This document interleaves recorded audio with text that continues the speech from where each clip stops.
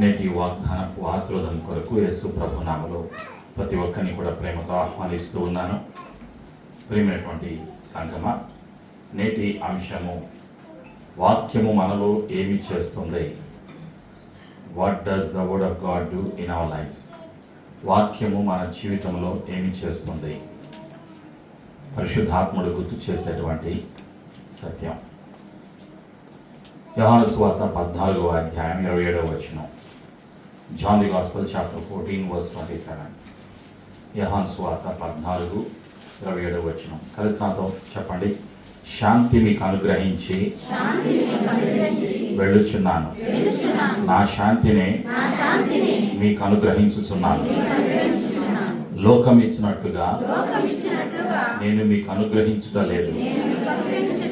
మీ హృదయమును కలవరపడనీయకుడి, వెరవనీయకుడి. ఆమేన్. ప్రార్థన. పరిశుద్ధాత్మ దేవాని సత్యాన్ని బట్టి నీకు వందనాలు. సత్యములోకి జీవములోకి నడిపిస్తున్నందుకు నీకు వందనాలు. వాక్యపు వెలుగులోకి మమ్మల్ని నడిపిస్తున్నందుకు వందనాలు.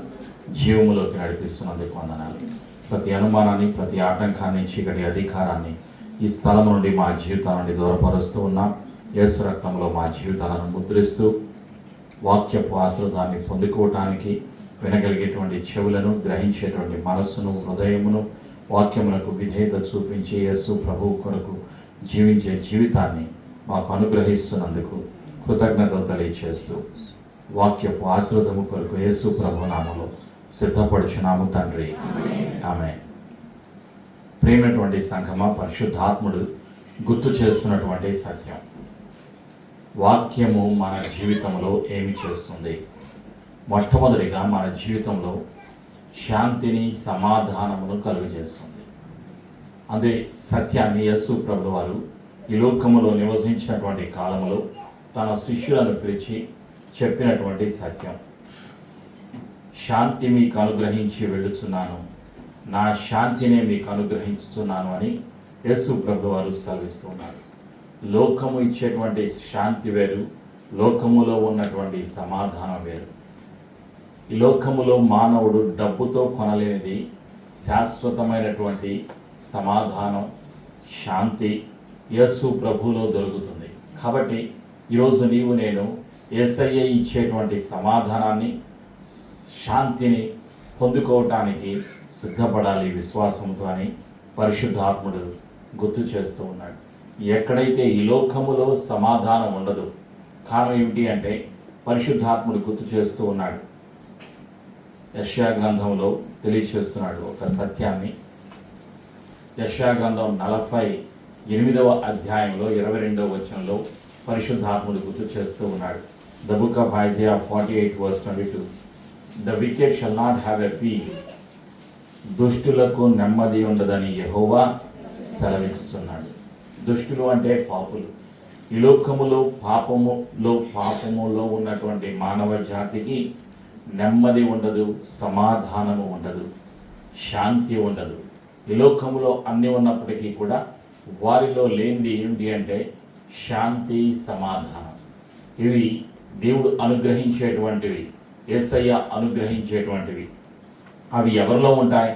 ఎవరైతే యేసు ప్రభువుని కలిగి ఉంటారో, ఎవరైతే రక్షణ కలిగి జీవిస్తూ ఉంటారో, రక్షకుడైన యేసు ప్రభు వారి కొరకు నిరీక్షణ కలిగి జీవిస్తూ ఉంటారో, వారిలో శాంతి, సమాధానము నిత్యము ఉంటాయి అన్న సత్యాన్ని పరిశుద్ధాత్ముడు గుర్తు చేస్తూ ఉన్నాడు.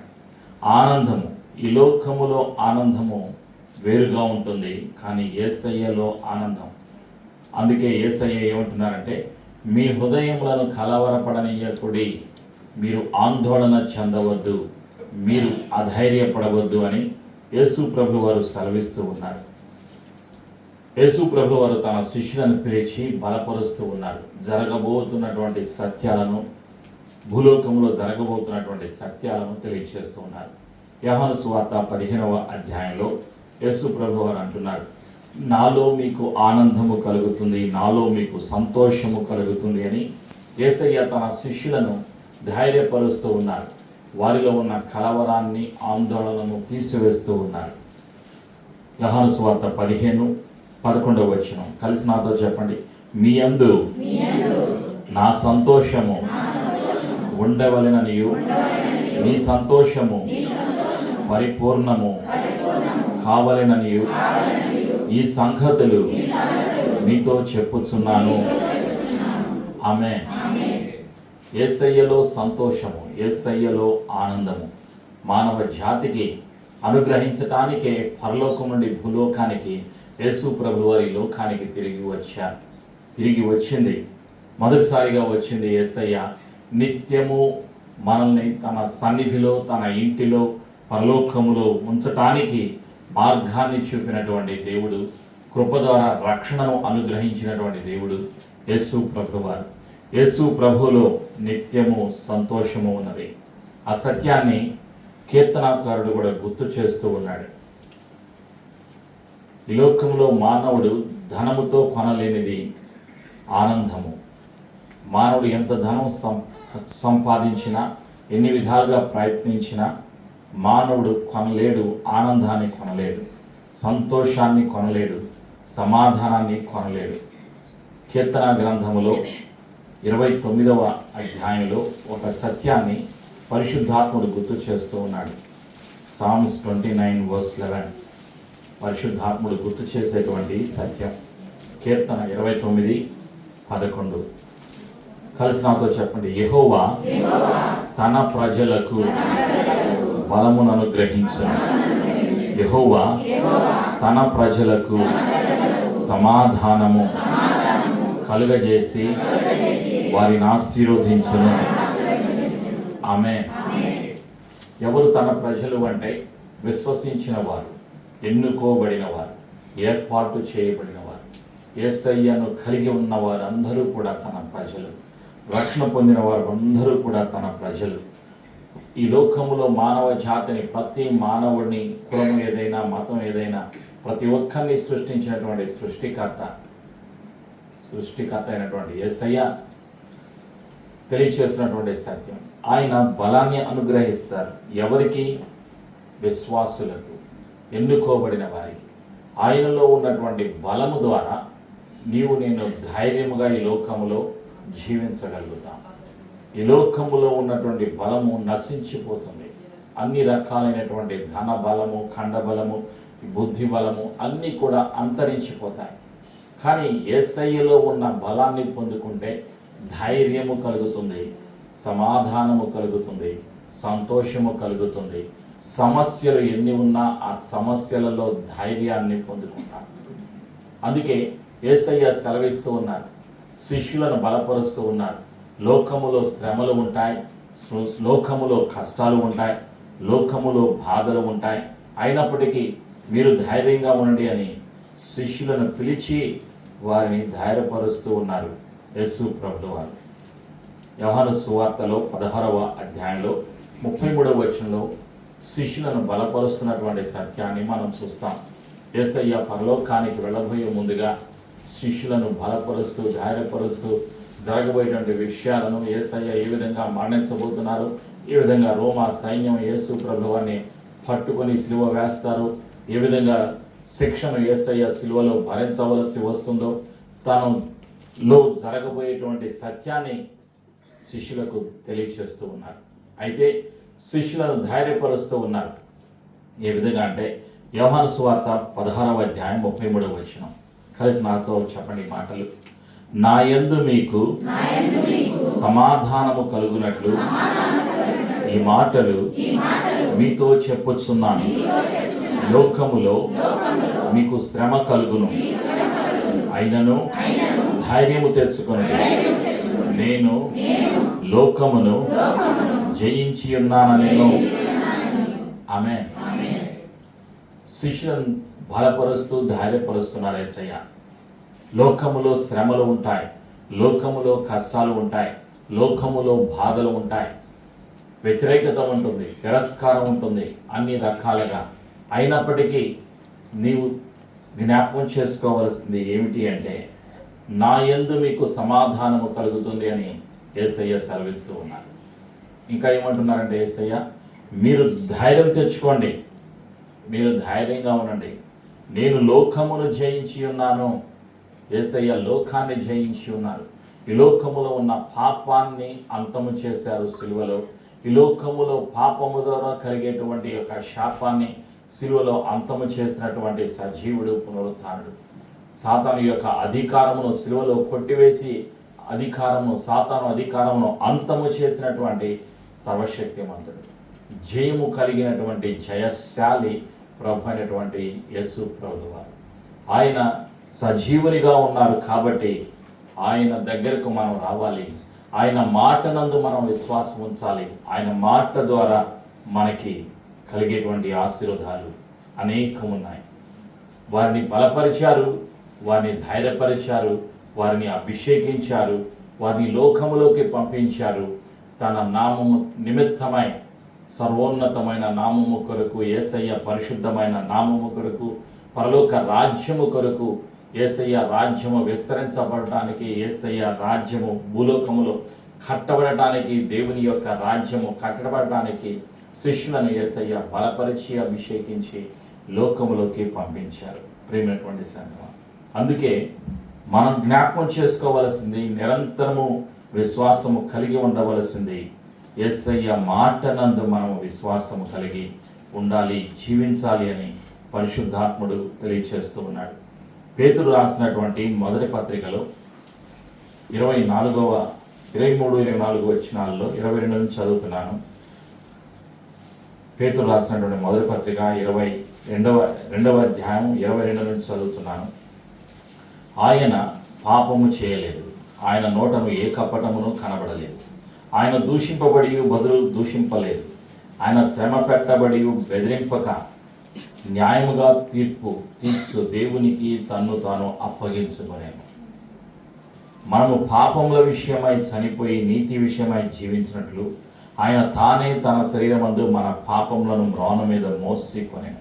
కలిసి నాతో చెప్పండి. ఆయన పొందిన గాయముల చేత మీరు స్వస్థత నొందితిరి. ఆమేన్. వాక్యమై ఉన్నటువంటి యేసయ్య ద్వారా మనకి స్వస్థత కలుగుతుంది. యేసయ్య పొందిన గాయాల ద్వారా మనకి స్వస్థత కలుగుతుంది. ఆయన మాట ద్వారా మనకి స్వస్థత కలుగుతుంది. అందుకే తెలియచేస్తూ ఉన్నాడు. ఎవరు?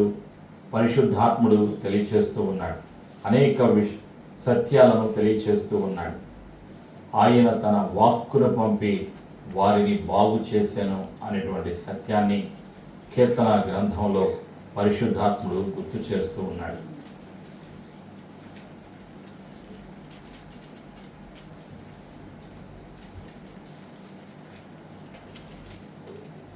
కీర్తన గ్రంథము 107వ కీర్తనలో 20వ వచనం, Psalms 107:20. కలిసి నాతో చెప్పండి. ఆయన తన వాక్కును పంపి వారిని బాగు చేశాను.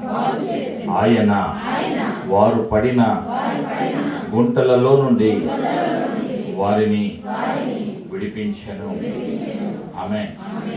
పాపములో లోకములో పడిపోయినటువంటి మానవుణ్ణి విడిపించగల సర్వశక్తి గల దేవుడు ఆయన మాట ద్వారా మనల్ని విడిపించే దేవుడు.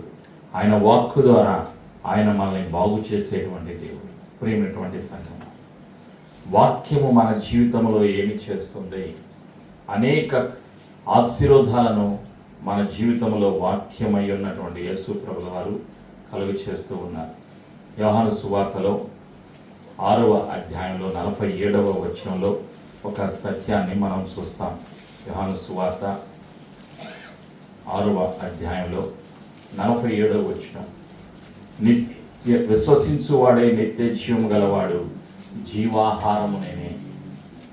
యేసు ప్రభువునందు ఎవరైతే విశ్వాసం ఉంచుతారో వారికి జీవము కలుగుతుంది, నిత్య జీవము కలుగుతుంది. జీవాహారం నేనే అని యేసు ప్రభు వారు సెలవిస్తూ ఉన్నారు. యేసు ప్రభు ద్వారా, ఆయన కృప ద్వారా మనకి రక్షణ కలుగుతుంది. అది బహుమానం. రక్షణ ఒక బహుమానం. మానవుడు డబ్బుతో కొనలేనటువంటిది రక్షణ. ఆ రక్షణ ఉచితంగా యేసయ్య తన కృప ద్వారా మానవ జాతికి అనుగ్రహిస్తూ ఉన్నారు. ఎఫెసీయులకు రాసినటువంటి పత్రిక 2వ అధ్యాయం 8వ వచనంలో ఆ సత్యాన్ని మనం చూస్తాం. మీరు విశ్వాసము ద్వారా కృపచేతనే రక్షింపబడి ఉన్నారు, ఇది మీ వలన కలిగినది కాదు, దేవుని వరమే. దేవుడు మానవ జాతికి అనుగ్రహిస్తున్నటువంటి వరం. ఈ లోకములో ఉన్నవన్నీ కూడా అంతరించిపోతాయి, కానీ దేవుడు ఇచ్చేటువంటి వరాలు శాశ్వతమైనవి. రక్షణ శాశ్వతమైనది, అది వరము. కాబట్టి వరాన్ని మనం కొనలేం, రక్షణను మనం కొనలేం.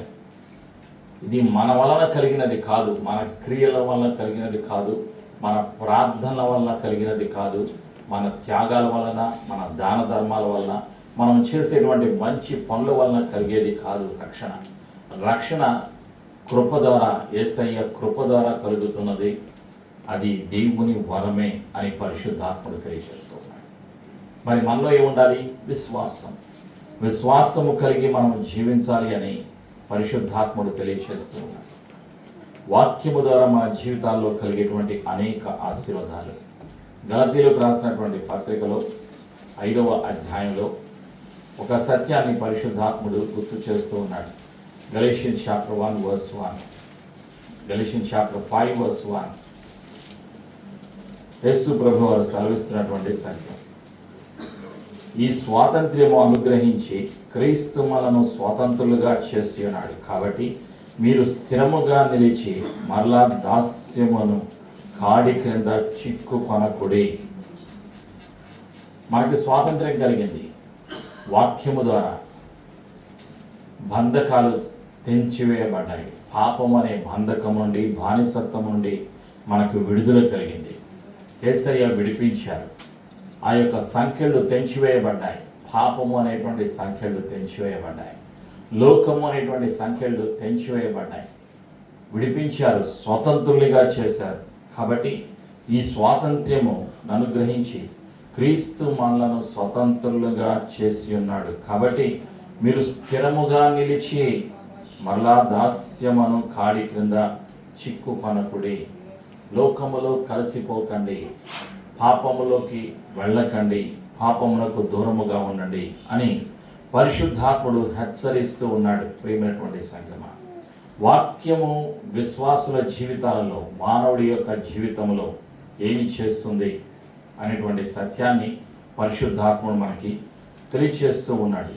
కొన్ని సత్యాలను మనం ఈరోజు జ్ఞాపకం చేసుకుంటున్నాం. కీర్తనాకారుడు 119వ కీర్తనలో తెలియచేస్తున్నటువంటి సత్యం. 119వ కీర్తన 7-8 వచనాల్లో రాయబడినటువంటి ఒక సత్యాన్ని మనం జ్ఞాపకం చేసుకున్నాం. 9వ వచనం, యవనులు దేని చేత తమ నడత శుద్ధిపరచుకొందురు, నీ వాక్యమును బట్టి దాన్ని జాగ్రత్తగా చూచుకునుట చేతనే కదా. వాక్యమును బట్టి మనము భద్రపరచబడతాం, జాగ్రత్త పరిచేది మన ఆత్మలను, ఆత్మీయ జీవితాలను జాగ్రత్తగా మనం చూసుకోవాల్సింది వాక్యపు వెలుగులో, వాక్యపు అద్దములో మన జీవితాలను మనం చూసుకోవాలి అని పరిశుద్ధాత్ముడు గుర్తు చేస్తూ ఉన్నాడు. కీర్తన 19లో ఒక సత్యాన్ని గుర్తు చేస్తూ ఉన్నాడు.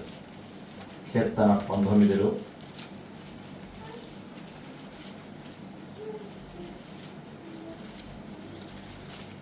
8వ వచనం, యెహోవా ఉపదేశములు నిర్దోషమైనవి, అవి హృదయమును సంతోషపరచును.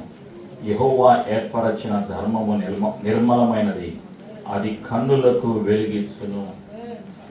వాక్యము మన జీవితాలకు వెలిగిస్తుంది, మన కన్నులకు వెలుగునిస్తుంది అని పరిశుద్ధాత్ముడు గుర్తు చేస్తూ ఉన్నాడు. కీర్తన 105వ కీర్తనలో కూడా ఒక సత్యాన్ని గుర్తు చేస్తూ ఉన్నాడు పరిశుద్ధాత్ముడు. 105వ కీర్తనలో 119వ కీర్తనలో 105వ వచనం, 119వ కీర్తన 105వ వచనంలో తెలియచేస్తున్నాడు, నీ వాక్యము వెల్లడి అగుటతోడనే వెలుగు కలుగును, అవి తెలివి లేని వారికి తెలివి కలిగించును. కలిసి నాతో చెప్పండి, నీ వాక్యములు వెల్లడి అగుటతోడనే వెలుగు కలుగును, అవి తెలివి లేని వారికి తెలివి కలిగించును. ఆమేన్. వాక్యము మన జీవితాల్లో చేసేటువంటి అనేక ఆశీర్వాదాలు ఉన్నాయి కాబట్టి వాక్యమును మనము ప్రేమించాలి అని పరిశుద్ధాత్ముడు గుర్తు చేస్తూ ఉన్నాడు. ప్రేమైనటువంటి సంఘమా, కీర్తనాకారుడు గుర్తు చేస్తున్నాడు. కీర్తన 119లో 133 వచనాన్ని మనం 130 వచనాన్ని మనం చూసాం. కీర్తనాకారుడు 119లో 105వ వచనాన్ని కూడా మనం జ్ఞాపకం చేసుకున్నాం. అక్కడ పరిశుద్ధాత్ముడు ఏం తెలియచేస్తున్నాడు అంటే, వాక్యము, నీ వాక్యము నా పాదములకు దీపమును నా త్రోవకు వెలుగునై ఉన్నది. కలిసి నాతో చెప్పండి, నీ వాక్యము నా పాదములకు దీపమును నా త్రోవకు వెలుగునై ఉన్నది. ఆమేన్. యేసయ్య మాట మనకి దారిని చూపిస్తుంది. వాక్యము మనకి దారిని చూపిస్తుంది. ఎటువైపు వెళ్ళాలో, ఏ విధంగా మనం నడుచుకోవాలో మనకి దారిని చూపిస్తుంది. మనం ఏ విధంగా నడవాలో మనకి మార్గాన్ని చూపిస్తుంది. కాబట్టి మనం ఎక్కడికి వెళ్ళాలి? యేసయ్య దగ్గరికి వెళ్ళాలి. వాక్యమును ప్రేమించాలి, వాక్యమును ధ్యానం చేయాలి, వాక్యమును నెమరు వేసుకోవాలి, వాక్య ధ్యానము మనము చేయాలి. నిరంతరము యేసయ్య మాటలను మనము జ్ఞాపకం చేసుకోవాలి అని పరిశుద్ధాత్ముడు గుర్తు చేస్తూ ఉన్నాడు. ప్రభు అయినటువంటి యేసుక్రీస్తు వారి యొక్క రాకడ అతి సమీపముగా ఉన్నది కాబట్టి ఆయన రాబోయే ముందుగా సంఘము సిద్ధపడాలి. ఏ విధంగా సిద్ధపడాలి అంటే, ప్రతిరోజు కూడా ఆ వాక్యమును జ్ఞాపకం చేసుకోవాలి అని పరిశుద్ధాత్ముడు గుర్తు చేస్తూ ఉన్నాడు. ప్రకటన గ్రంథములో 1వ అధ్యాయంలో 3వ వచనంలో తెలియచేస్తూ ఉన్నాడు. ప్రకటన గ్రంథం 1వ అధ్యాయం 3వ వచనం. కలిసి నాతో చెప్పండి, సమయము సమీపించినది కనుక ఈ ప్రవచన వాక్యములు చదువువాడును వాటిని విని ఇందులో వ్రాయబడిన సంగతులను గైకొనువారును ధన్యులు. ఆమేన్. యేసు ప్రభు వారి యొక్క రెండవ రాకడకు సమయము సమీపించి ఉన్నది. రెండవసారి యేసు ప్రభు వారు రాబోతూ ఉన్నారు. ఎందుకు రాబోతున్నారు అంటే, సిద్ధపడిన సార్వత్రిక సంఘమును తీసుకుని వెళ్ళటానికి, నిత్య జీవము కలిగినటువంటి స్థలములో, నిత్యము జీవము ఉన్నటువంటి స్థలములో, నిత్యము వెలుగు మహిమ ఉన్నటువంటి స్థలములో, నిత్యము పరిశుద్ధత ఉన్నటువంటి స్థలములో, పరలోకములో నివసింప చేయటానికి, అక్కడకు తీసుకుని వెళ్ళటానికి ప్రభు అయినటువంటి యేసుక్రీస్తు వారు రెండవసారి రాబోతున్నారు. సమయము సమీపించి ఉన్నది. ఆయన రెండవ రాకడకు సమయము సమీపించి ఉన్నది. యేసు ప్రభు వారు ఏ రోజున, ఏ నెలలో, ఏ వారంలో, ఏ తారీఖున, ఏ గడియలో వస్తారో ఎవ్వరికీ తెలియనటువంటి సమయంలో వస్తారు. రెప్పపాటున ఆయన వస్తారు. కాబట్టి మీరు నేను మెలకువగా ఉండాలి అని పరిశుద్ధాత్ముడు తెలియజేస్తున్నారు. ఆయన మాటనందు విశ్వాసం ఉంచి మనం సిద్ధపడాలి. ఇందులో వ్రాయబడిన సంగతులు, పరిశుద్ధ గ్రంథములో వ్రాయబడిన సంగతులు చదివేవాళ్ళు, వినేవాళ్ళు, విధేయత చూపించేవాళ్ళు అందరూ కూడా ఆశీర్వదించబడతారు అని పరిశుద్ధాత్ముడు తెలియజేస్తున్నారు. కాబట్టి మనం ఎప్పుడు కూడా జ్ఞాపకం చేసుకోవాలి. యేసయ్య మాటలను జ్ఞాపకం చేసుకోవాలి. యేసయ్య రాకడను జ్ఞాపకం చేసుకోవాలి. నిరీక్షణ కలిగి మనం జీవించాలి. మనం పొందుకున్నటువంటి రక్షణను వణుకుతో, భయముతో కాపాడుకుంటూ మనం నిరీక్షించాలి అని పరిశుద్ధాత్ముడు ఈరోజు తెలియజేస్తూ ఉన్నాడు. వాక్యములో అనేక ఆశీర్వాదాలు ఉన్నాయి. వాక్యము రెండంచులు గల వాడి అయినటువంటి ఖడ్గం. వాక్యము మన జీవితంలో ఉన్నటువంటి పాపాన్ని చంపివేస్తుంది. ఆత్మ మనను జీవింపచేస్తుంది. కాబట్టి నీవు నేను గుర్తుపెట్టుకోవాల్సినటువంటి సత్యం ఏమిటి అంటే, మన జీవింపచేసేది, మనలో జీవాన్ని అనుగ్రహించేది వాక్యమై ఉన్నది. పరిశుద్ధాత్ముడు మనకి సహాయం దయచేస్తాడు. కాబట్టి ఈరోజు నీవు నేను గుర్తుపెట్టుకుని ఆయన సన్నిధికి రావాలి అని పరిశుద్ధాత్ముడు తెలియజేస్తూ ఉన్నాడు. యోహాను సువార్త 6వ అధ్యాయం 63వ వచనం. John the Gospel chapter 6 verse 63. కలిసి నాతో చెప్పండి. ఆత్మయే జీవింపచేయుచున్నది, శరీరము కేవలము నిష్ప్రయోజనం. నేను మీతో చెప్పి ఉన్న మాటలు ఆత్మయు జీవమునై ఉన్నవి, కానీ మీలో విశ్వసించని వారు కొందరున్నారని వారితో చెప్పాను.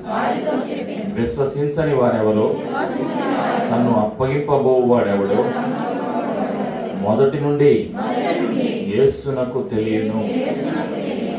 ఆమేన్. యేసయ్య సర్వజ్ఞాని, సర్వశక్తిమంతుడు, ఆది అంతమునై ఉన్నటువంటి దేవుడు. ఈ ప్రతి ఒక్కరిలో మనస్సులో హృదయములో తలంపులు పుట్టక మునిపే నేను నీ తలంపులను ఎరిగిన వాడను అని తెలియజేస్తూ ఉన్నాను. ఆయనకు తెలియదు ఏదీ కూడా లేదు.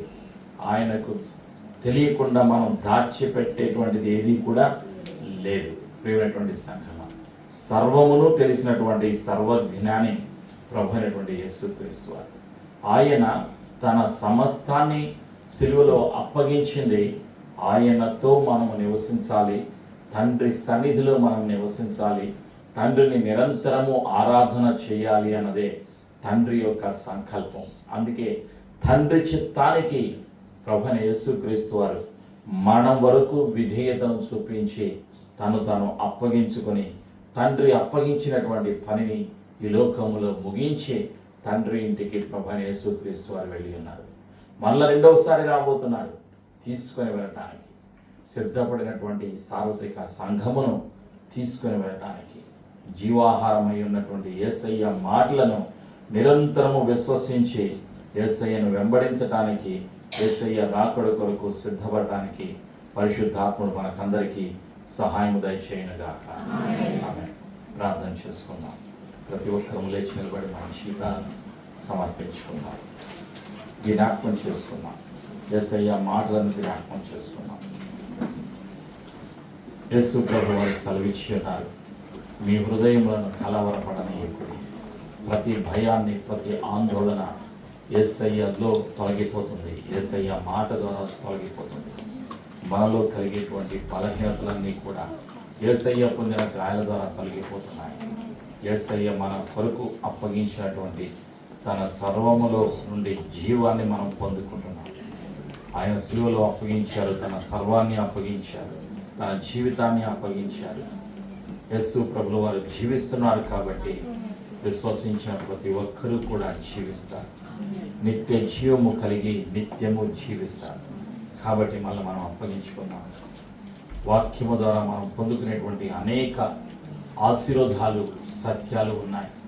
ఆశీర్వాదాలను పొందుకోవటానికి, ఆశీర్వాదమునకు వారసులుగా జీవించటానికి మళ్ళీ మనం సిద్ధపరచుకున్నాం. పరిశుద్ధాత్మదేవా నీకు వందనాలయ్యా. నీ సన్నిధిలో ఉన్న బిడ్డలందరినీ బట్టి నీకు వందనాలు.